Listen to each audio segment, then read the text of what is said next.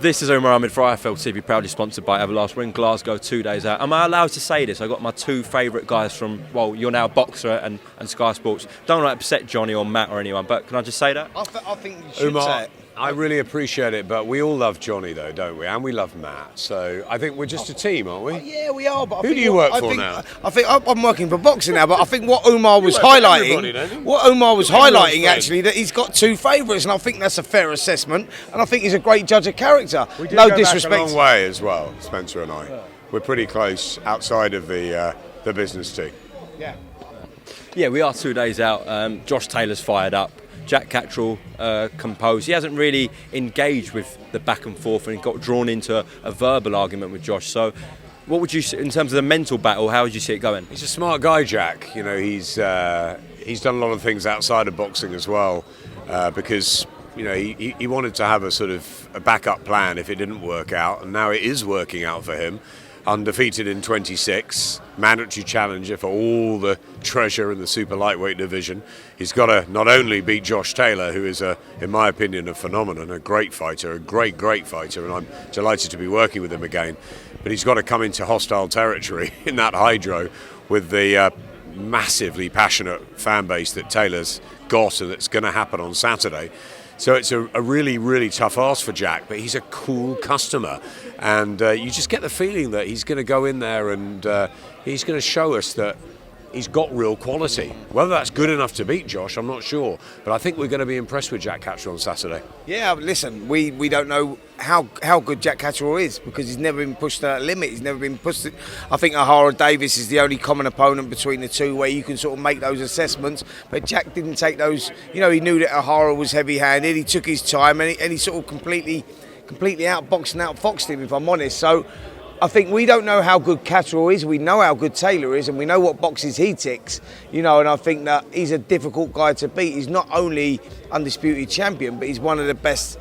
He's one of the best pound for pounds. He's got to be in the top 5 pound for pound fighters in the world. So we're talking about elite level here. Catterall's boxed at British sort of level, so it's a huge step up for him.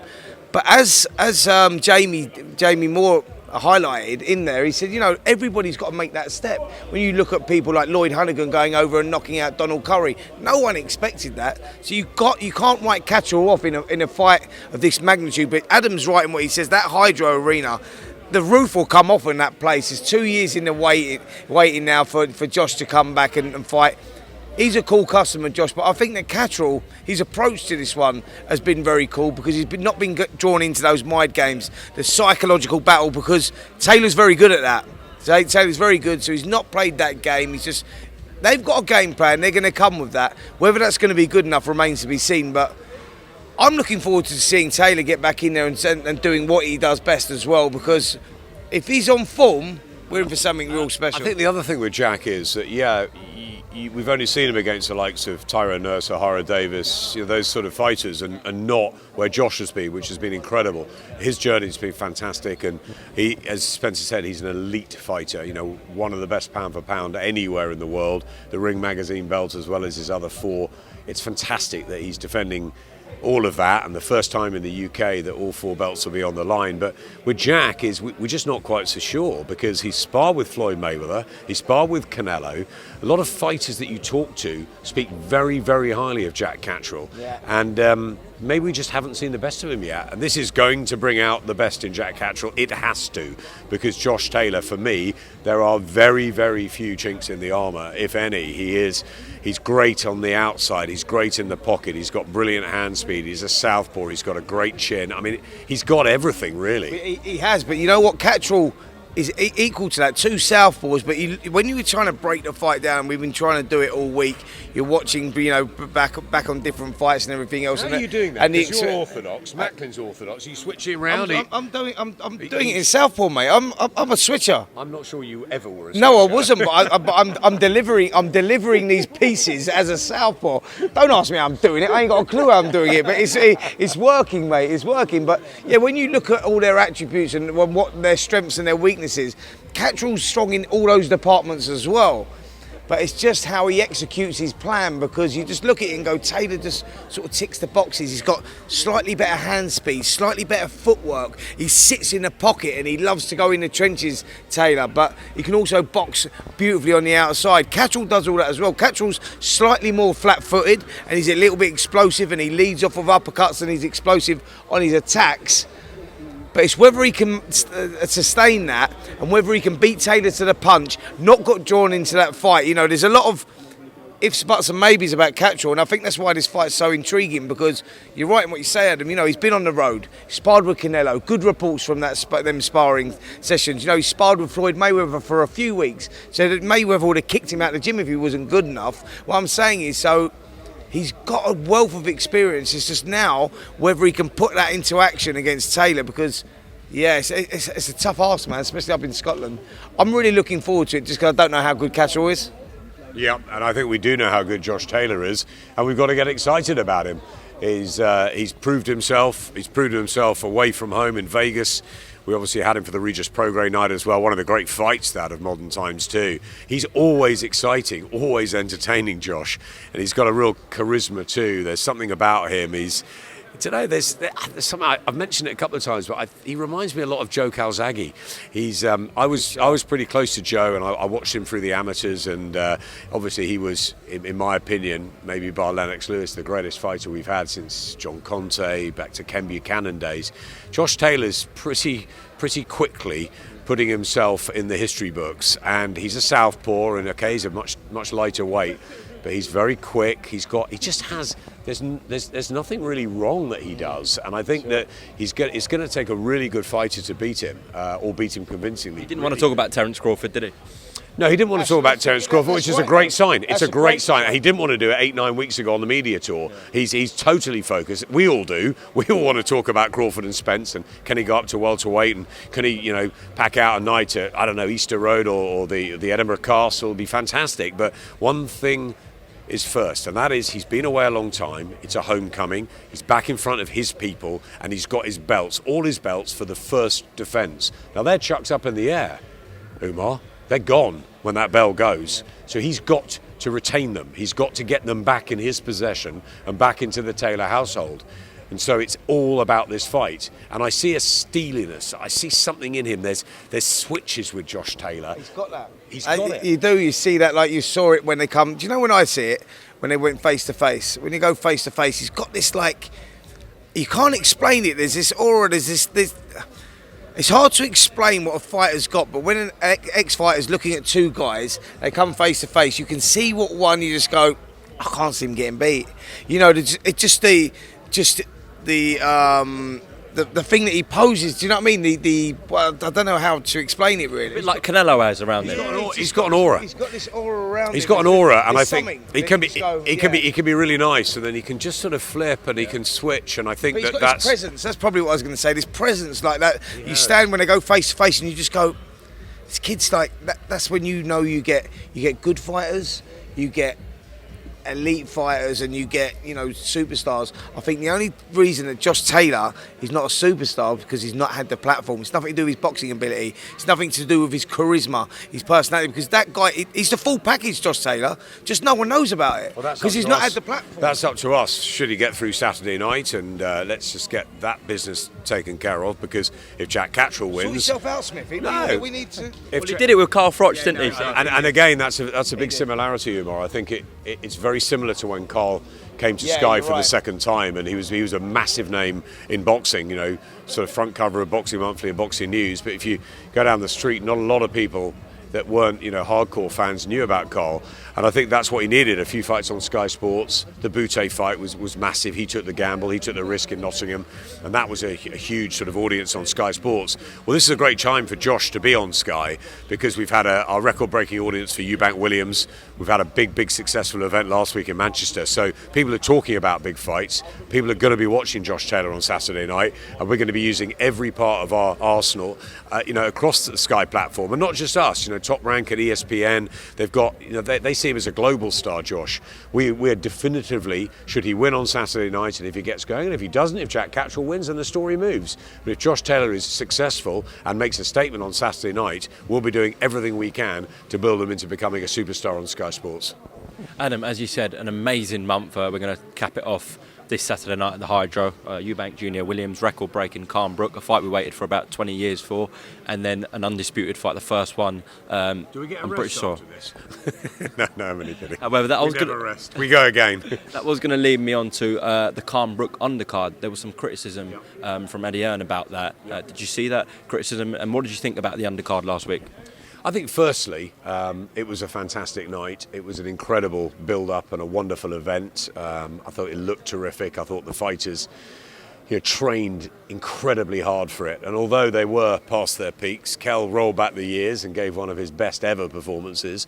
And Amir, in terms of sort of bucket loads of courage and pride, and I don't know how he stayed in there, but he did, and he went out on his shield, and the respect afterwards was just wonderful. So I thought it was a wonderful night for boxing. Tasha Jonas went up 3 weight divisions to win a world title.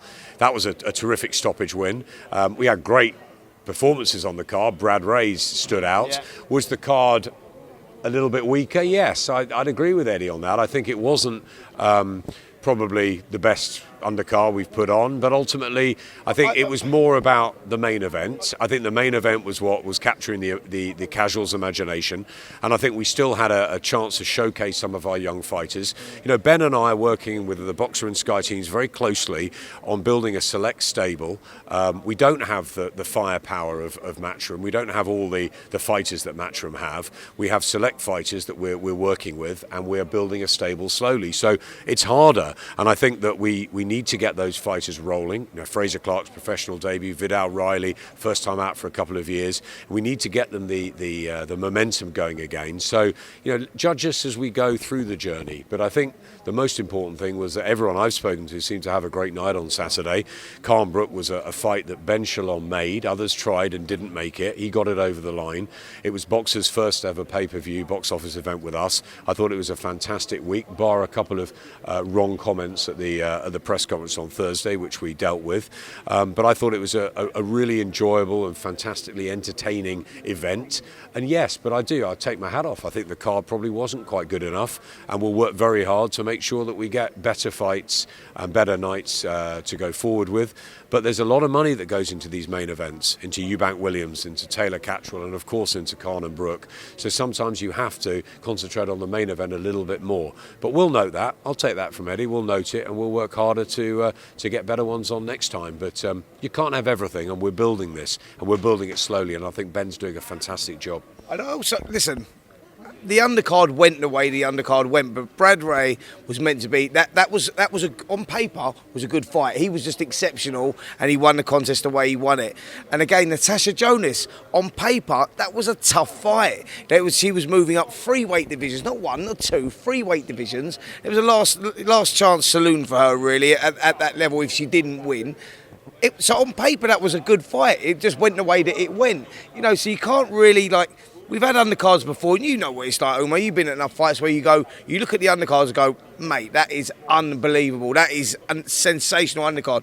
And actually, it don't turn out any good because styles don't make, they don't gel together or whatever else. And other cards you look at and you go, you know what, that's terrible, that undercard. But you get a blinding show out of it. What I'm saying is you can't really judge it. I think on paper, looking at that, you just look at it and go, it was all about the main event. No one else really was interested in anything else but the main event because of this long rivalry, 10 years in the making, etc., etc. But when you look at it, I looked at that card and thought, you know what? There's some good fights there, some interesting ones because we didn't really know. So I think the Jermaine Brown-Schofield fight was okay, but could have been better. Well, no, and as you say, that Brad Ray won really early, so those 2 fights, they could have had absolute humdingers like we had in Cardiff with the English title fight. Yeah, of course. Sometimes these things just happen, and Fraser Clark didn't have an opponent till the last minute. We all know how difficult boxing shows can be, but was it the best undercard ever? No, and I'm let's be honest, it wasn't. But the main event was a firecracker and what everyone was talking about, and I'll take that. But we'll We're on the drawing board stage, Umar. This is not a sprint. You know, we have a good month, mate. It's been a very good month, that's for sure. Like if you look at them shows, going back, you know, to Eubanks, Williams, and then last week Khan-Brook, and then this week as well, Josh Taylor. I think they're great shows, mate. I can't think, and I've been working in boxing a long time. When you think about a schedule like that in a month's schedule, that's going to take some beating. It really is. Absolutely. February's been absolutely fantastic for us, and it's our job to try and make March, April, May, as good for the customers, and that's going to be hard because these are big fights. But we've got some really good shows coming up. We're looking forward to that, and it's about building the stable and the stars and matching them well. And I think Eddie remembers what that was like, 10 years ago at Sky when he started with us. Obviously, Barry and John Wish at the time had a big deal ongoing with Matchroom, but Eddie took it to another level.